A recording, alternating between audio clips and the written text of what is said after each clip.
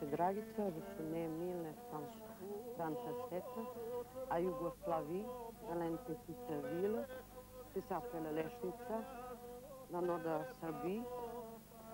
Là-bas, j'ai mon frère qui est resté, ma mère, mon père, ma mère, mais toute ma famille sont restés à Yougoslavie. J'étais mariée, je suis divorcée depuis 1968.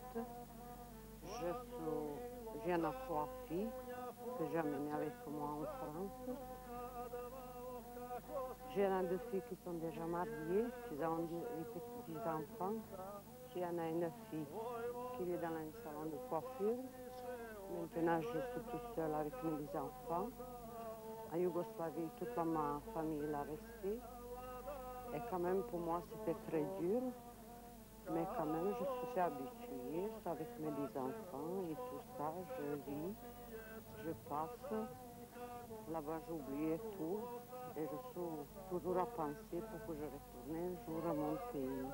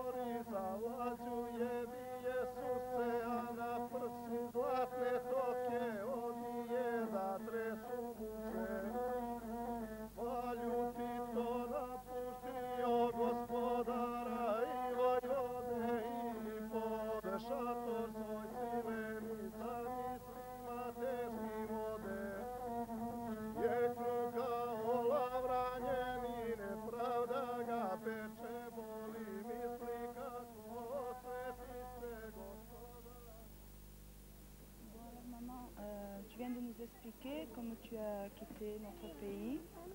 Est-ce que tu pourrais m'expliquer quelles sont les raisons qui t'ont fait quitter le pays?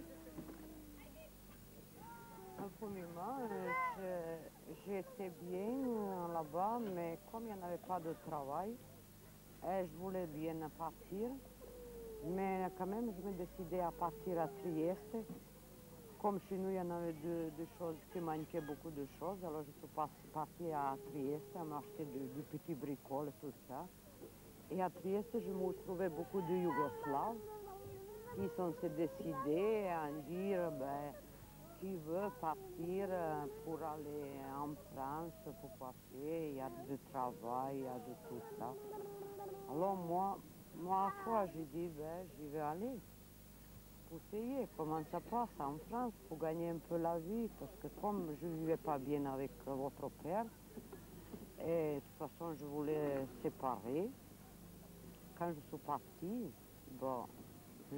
il y en avait des amis qui sont retournés à Yougoslavie de Trieste, et après, quand ils sont arrivés, et ils ont dit à mon frère que je suis restée, que je ne viens plus, que je pars pour la France pour travailler et tout ça. Mais quand même, pour moi, c'était très dur parce que je laissais deux gosses à... Mais où c'est qu'on est resté, nous, chez... Vous êtes resté chez votre grand-mère, avec votre père. Mais après, quand je suis partie, moi, et mon frère, il est resté avec vous parce qu'il travaillait la même temps à Pančevo. Alors, après, ils vont amener chez ma mère, pour Lešnicu. Et c'est ma mère qui s'est occupée avec vous. Et tout le temps, on est resté avec elle? Vous êtes resté avec ma mère au Lešnicu 5 ans. Et après 5 ans, quand je me décidais, quand je m'installais en France, et je trouvais un peu de travail, après je vous amenais. Mais pour mon frère, c'était très dur. Parce que 15 jours, il ne sortait pas à la rue, il ne parlait pas avec les gens. Parce que lui, tu sais, chez nous à Yougoslavie, c'est pas comme ici en France, quand quelqu'un quitte son pays, tu sais, c'est très dur et c'est mal vu. Mais mon frère, après, il vous prie, il vous amenait avec lui chez sa grand-mère, u Lešnicu, kod Zagorke. Et vous êtes passé là-bas 5 ans. Hein. Et tu lui as envoyé de l'argent pour nous ou c'est lui qui... Non, je ne peux pas envoyer parce qu'à l'époque, je travaillais très mal et je n'avais pas de travail. Même pour moi, je ne gagnais pas assez, mais je ne pouvais pas envoyer. Alors c'est mon frère et ma mère qui s'occupaient tout de vous. Mais c'était très dur. Pour moi, c'était très dur.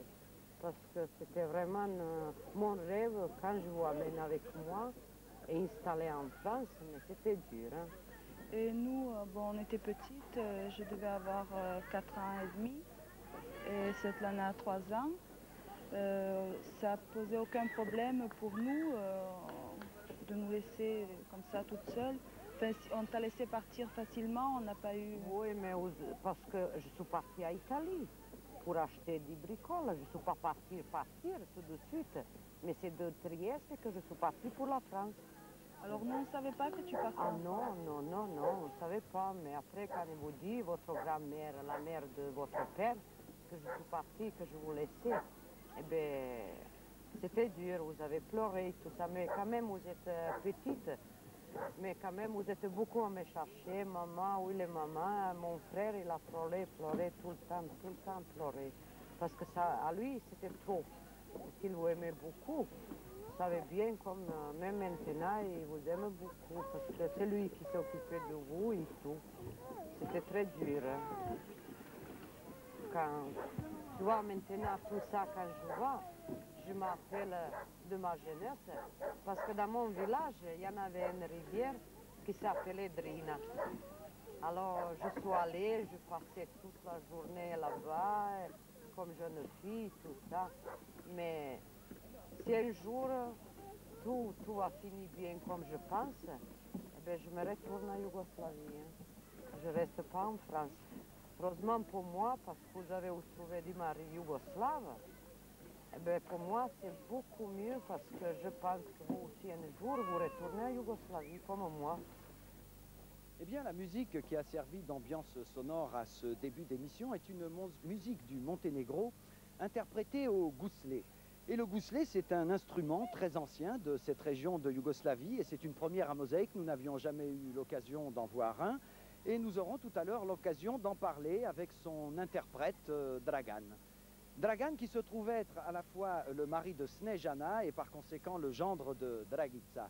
Et la musique et les chants du Monténégro en général exaltent de hauts faits d'armes, des actes d'héroïsme de ce peuple montagnard qui a eu souvent à lutter contre les agressions venues de l'extérieur et en particulier donc contre l'agression turque. Mais il est de tradition, et je dirais même c'est dans la philosophie de Mosaïque, que de tendre finalement des passerelles, des ponts entre des peuples qui ont eu à se dresser les uns contre les autres du fait des vicissitudes de l'histoire ou des systèmes. Aussi, nous accueillons ce matin à Mosaïque Dojan Chenay, qui se trouve être un interprète et un chanteur de saz, qui établit donc la communication et l'échange par le biais de la musique.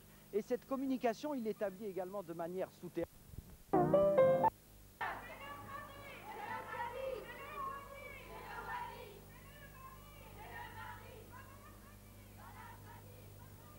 Bien, Dragica, qu'est-ce que ça vous inspire ce reportage? Est-ce que votre lutte s'inscrit un petit peu avec la lutte de toutes ces femmes? Toutes ces femmes, oui. Il y a beaucoup de choses que ça lutte beaucoup. Surtout pour nous étrangères, parce que c'était très dur. Premièrement, le travail. Deuxièmement, les papiers. Et toujours à temps étrangère. Alors justement, quand les filles sont arrivées, donc il y a eu la lutte pour le travail, la lutte pour le logement, mais avec les enfants présents avec vous ici à Marseille, commençaient d'autres luttes. Alors la lutte, par exemple, parce que ces enfants, il faut les élever, il faut les habiller, il faut les envoyer à l'école. Alors comment vous avez résolu tout ça? Alors quand je suis amené les enfants, Snejana et Svetlana, il y en avait 7 ans et demi, l'autre 8 ans et demi. Marina, il n'y en avait que 2 ans et demi. Et comme je me levais au matin, bonne heure, aller au travail à 4h30, je suis partie. C'est Snejana et Svetlana qui préparaient Marina et donnaient le petit déjeuner. Elle amenait Marina à l'école et après, ils sont allés tous les deux à l'école. Et à midi, ils allaient chercher Marina, comme il était plus petite, elle ne pouvait pas venir toute seule. c'est tous les deux qui s'occupaient de Marina. Et moi, j'étais toute la journée entière au travail. Et de là, à partir au soir, Snejana et Svetlana est restée à la maison à regarder Marina, Snejana allait faire les bureaux avec moi.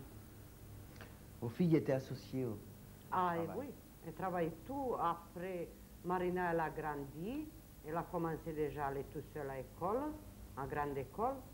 Et bien, Snejana et Svetlana, avec moi, le matin, ils se levaient à 5h30 à faire le ménage dans les bars jusqu'à 7h30.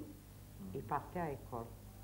Et le fait que vous faisiez les ménages, par exemple, avec l'aide de vos deux filles aînées, ça vous a permis de mieux vous en sortir alors oui, économiquement? bien sûr, parce que je travaillais beaucoup plus. Le mercredi qu'ils avaient le jour libre, alors là, c'est le plus. Là, nous avons de travailler beaucoup plus. Alors le matin, on commençait et finissait à peu près à 1h, 2h, parce que là, je pouvais rester Marina tout seul à la maison.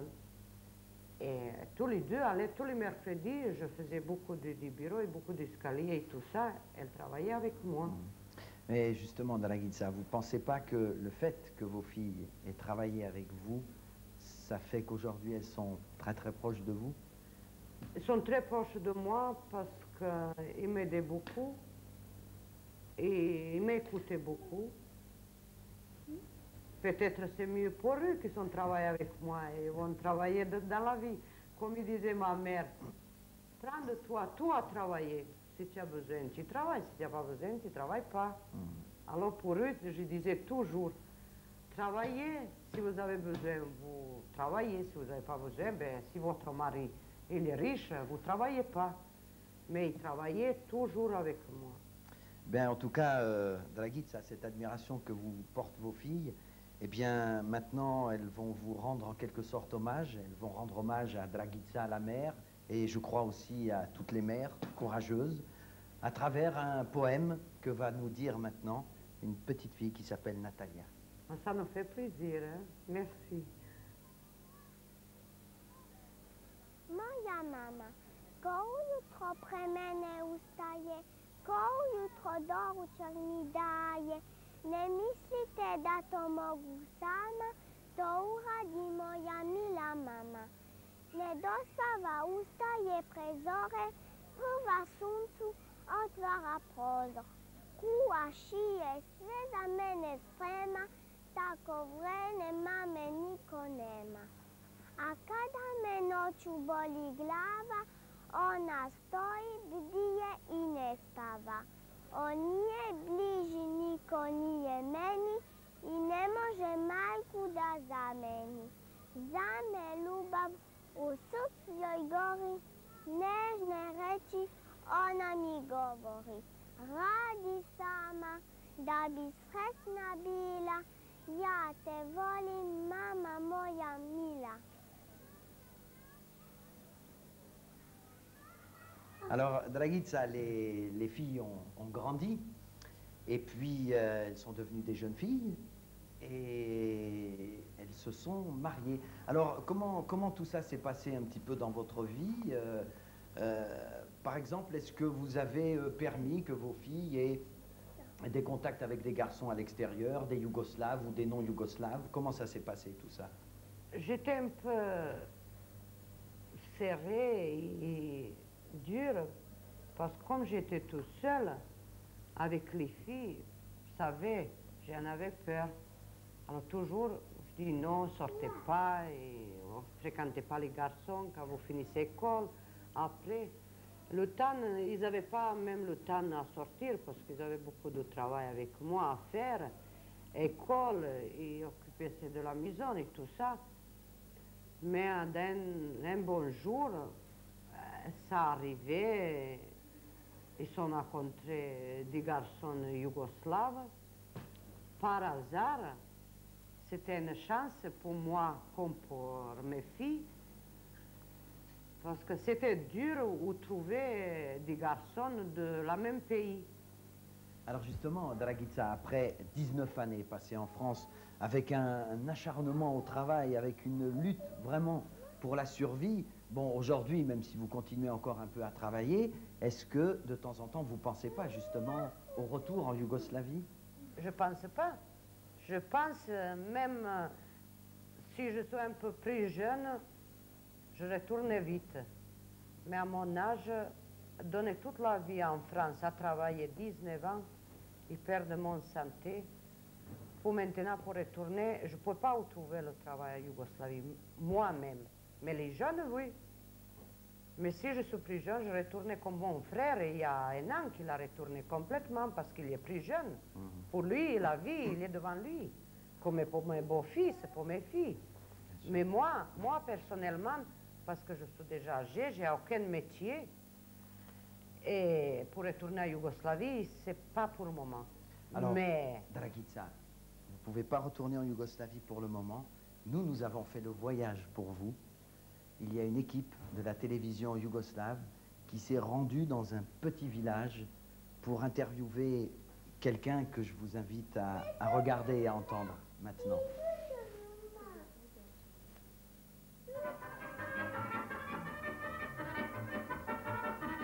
Crkva u Lešnici. Crkva u Lešnici.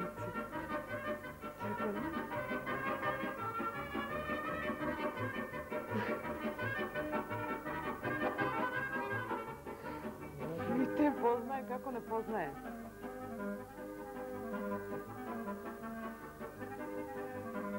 Sela Plasa.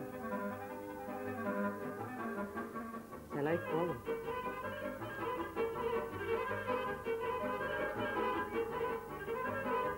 Sad će Nadna kuća. Eno od Draškove kuće. Evo ti. Ovo mi je moj sin, Ljubo Lukić, ovo je moja snaja, ovo mi je unuka Beta, a ovo mi je Ana. Došli su iz Francuske, završavaju sad u školu u Jugoslaviji, đaci su odlični, ova mi uči muzičku školu, odlična, a ova mi uči dobru školu sad u Smoljetku, ali je prešla i ona ima neki taj svoj problem koji voli, ide u Grošaku. I Jesu znale srpski kad su došli? Jesu znali srpski kad su došli? A nisu znale srpski ništa da govore, vrlo je bilo teško sa njima i učitelji nisu htjeli da je prime. Svi su imali problema sa njima, ali za 6 mjeseci mlađa mi je postala odlična, a starija je postala vrlo dobra. Tako da je do sada sve ide najbolje i ova je starija postala odlična i ona u svemu. I sve je dobro, ne može bolje biti, ova mala sad ide u muzičku školu i tamo je sve odlična. I zadovoljni smo i Milojine i volu djeca što su došli u svoju zemlju. Imam čerku i unučad i pravnučad u Marselju, mnogo sam ih poželjela, željela bi da dođu kući i milo mi je što mi je čerka kupila kuću. Stara sam 68 je godina, ali još se dobro držim, zdrava sam, živa sam, dobro mi je, bila sam u Francuskoj, jako mi je bilo tamo dobro i sve, ali tuđa zemlja, moja Jugoslavija je najbolja. Ako nešto sam oskudna, ali mi je to sve dobro i slatko i milo. I sve mi je dobro, žela bi da pozdravim sve moje, prvo moju čerku, jedinu, i njenu djecu su unučani i moje prijatelje, sve koje poznajem Vidoja Kurića, njegovu porodicu, Savu, njegovu ženu, debelo Savu, da ga pomenem, debeli Savu, njegovu ženu i njegovog sina. Dobricu, želim Miju, da pozdravim i njegovu porodicu, Jelenu, Slavku, Franju, sve one obližnje koje želim ja i koje poznajem ja. Želim povratak svojoj čerki da što pre dođu u svoju zemlju, pošto je kupila svoju kuću i želi da dođu u svoju domovinu.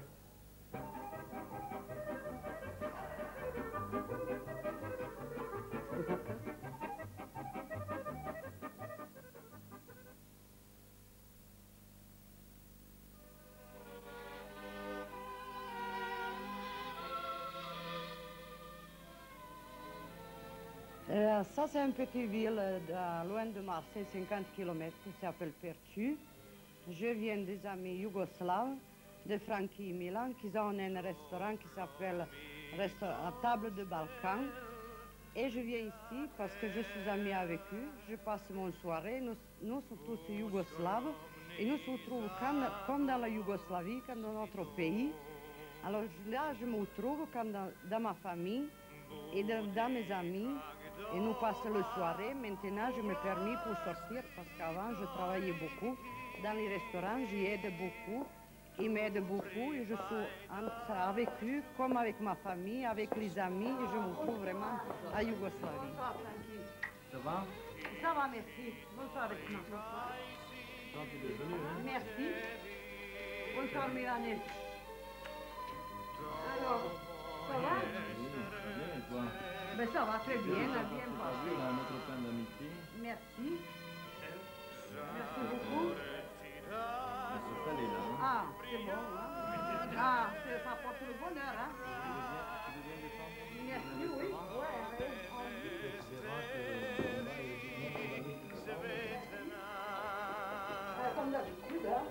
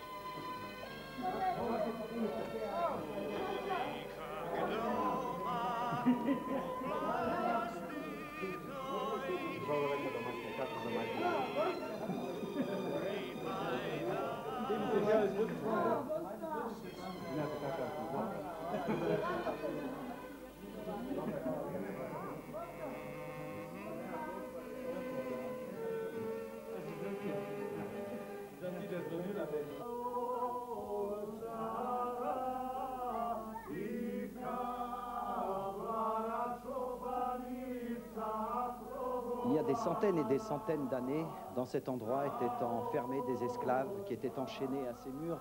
Et ce n'est pas le moindre des paradoxes de penser qu'aujourd'hui, ce lieu, la Table des Balkans, est devenu une sorte de lieu de plaisir, de joie et on peut dire de liberté, Dragica. Alors dans une petite ville comme Pertuis, une petite ville bien française à 50 km de Marseille, finalement c'est une petite Yougoslavie ici.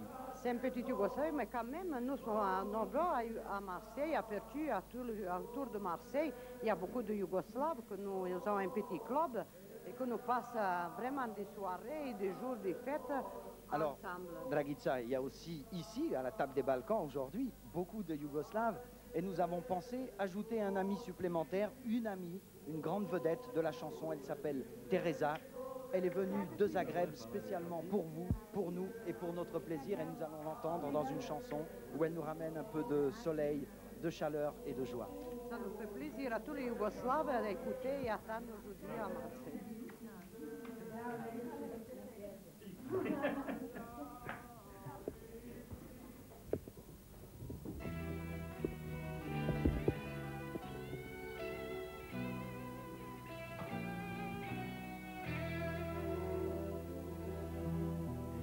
Samo je jedan život naš, zato ga volim kakav je. Ne tražim nikad previše, znam da se ne može imat sve. Malo sunca, malo sna i malo smijeha, to je sve što od života tražim ja.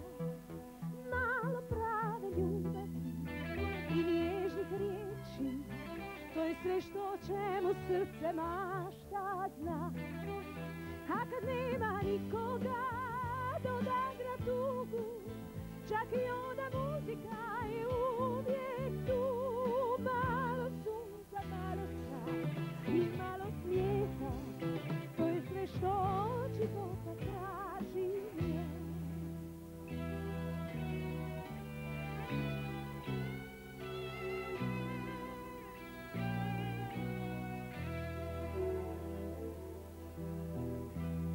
život tužan biti zna. Al poslije kiše sunce sja. Moraš li danas plakati, znaj da već sutra sreću naćeš ti. Malo sunca, malo sna i malo smijeha, to je sve što o čemu srce mašta zna. Malo prave ljubavi i nježnih riječi, to je sve što o čemu srce mašta zna. A kad nema nikoga dodagna tugu, čak i onda muzika je uvijek tu. Malo sunca, malo sna i malo smijeha, to je sve što od života tražim ja. Na na na na na na na na na na na na na na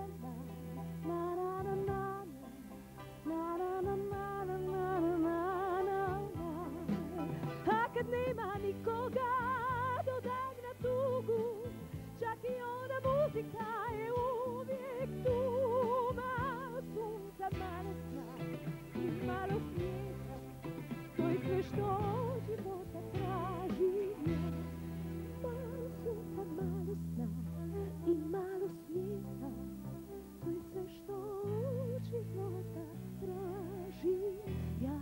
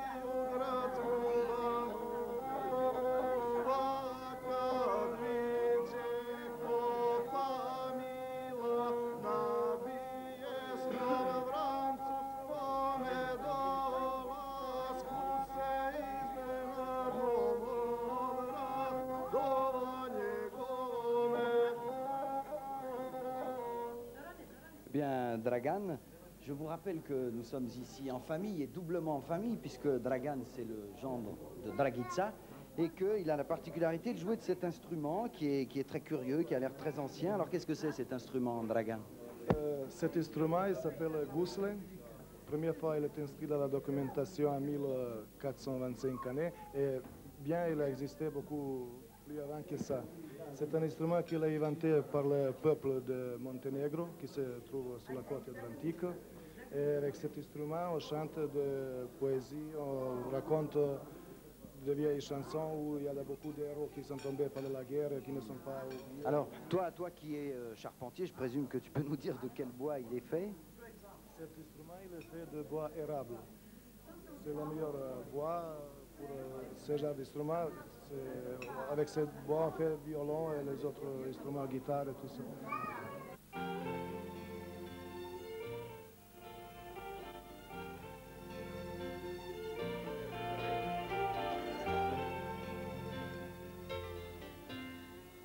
Sanjam more što s nebom se spaja, užeglu zemlju mog kraja.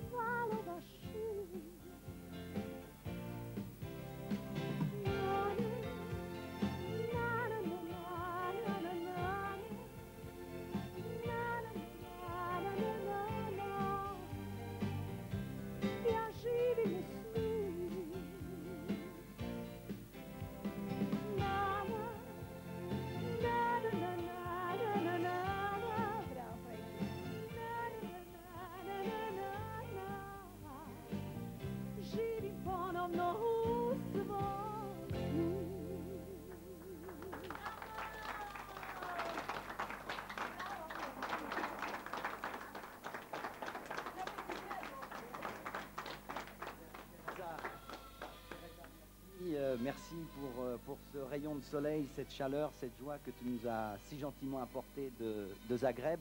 Et merci aussi peut-être pour cette part de rêve dont il est question dans cette dernière chanson. Alors on peut peut-être demander d'ailleurs à Dragica, Dragica, est-ce qu'il vous arrive de rêver un petit peu comme dans la chanson de Teresa?